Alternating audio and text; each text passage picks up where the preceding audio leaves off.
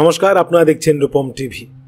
কাশ্মীরের পেহেলগাঁওয়ে জঙ্গি হামলার পর ভারত এবং পাকিস্তানের মধ্যে সম্পর্ক এই মুহূর্তে একদম তলানিতে ঠেকেছে।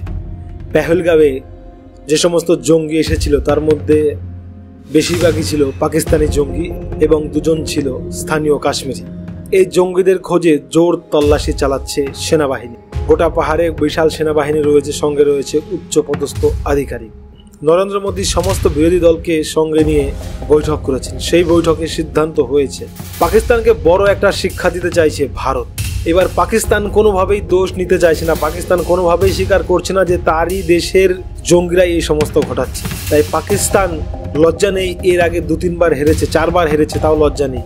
তো ভারত যদি আঘাত করে, সার্জিক্যাল স্ট্রাইকের মতো যদি আঘাত করে, তাহলে পাকিস্তান যদি পাল্টা আঘাত করে তাহলে কিন্তু বড় যুদ্ধ, বিশাল যুদ্ধ। এবার ভারত এবং পাকিস্তানের মধ্যে যদি যুদ্ধ লাগে, সেখানে কতদিন পাকিস্তান টিকে থাকবে ভারতের সামনে, আজ সে বিষয়ে আলোচনা।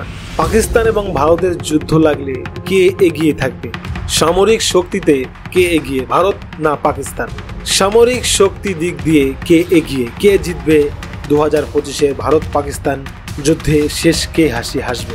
গ্লোবাল ফায়ার পাওয়ার রিপোর্ট 2025 অনুসারে সামরিক শক্তির দিক থেকে যে সব দেশ সবচেয়ে বেশি শক্তিশালী রয়েছে, সেই তালিকায় 4 নম্বরে রয়েছে ভারত।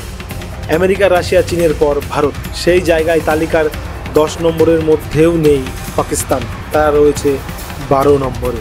বর্তমানে ভারতের কাছে রয়েছে প্রায় 14 লক্ষ সেনা, সেখানে পাকিস্তানের সেনার সংখ্যা রয়েছে মাত্র 6,54,000। ভারতের আর দেখেও নেই। খুব খারাপ পরিস্থিতিতে ভারত একাই 37 দিন যুদ্ধ করতে পারবে, সেখানে পাকিস্তান টেনে টুনে 17 দিন যুদ্ধ করতে পারবে। ভারতীয় বায়ুসেনার কাছে মোট বিমান রয়েছে 2,229টি, এর মধ্যে 513টি যুদ্ধ বিমান, এছাড়াও আছে 899টি হেলিকপ্টার, রয়েছে 80টি অ্যাটাকিং হেলিকপ্টার। পাকিস্তান বায়ুসেনার কাছে রয়েছে মোট বিমান 1,399টি, এর মধ্যে যুদ্ধ বিমান 328টি, রয়েছে 373টি হেলিকপ্টার, 57টি অ্যাটাকিং হেলিকপ্টার।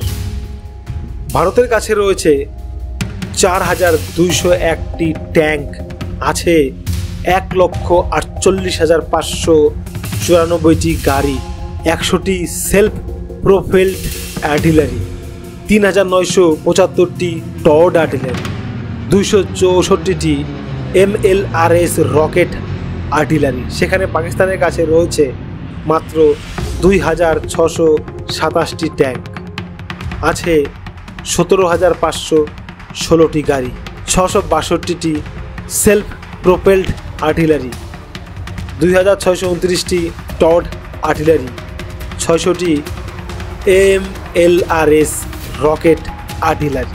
ভারতের কাছে আছে 293টি অ্যাক্টিভ নৌবহর, পাকিস্তানের কাছে আছে 121টি অ্যাক্টিভ নৌবহর।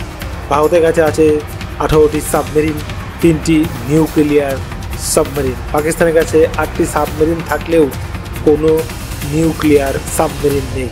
তো যা পরিসংখ্যান, তাতে ভারত অনেকটাই এগিয়ে। 2025-এ যুদ্ধ লাগলে পাকিস্তান নাস্তানবুদ হবে, গোহারা হারবে ভারতের কাছে।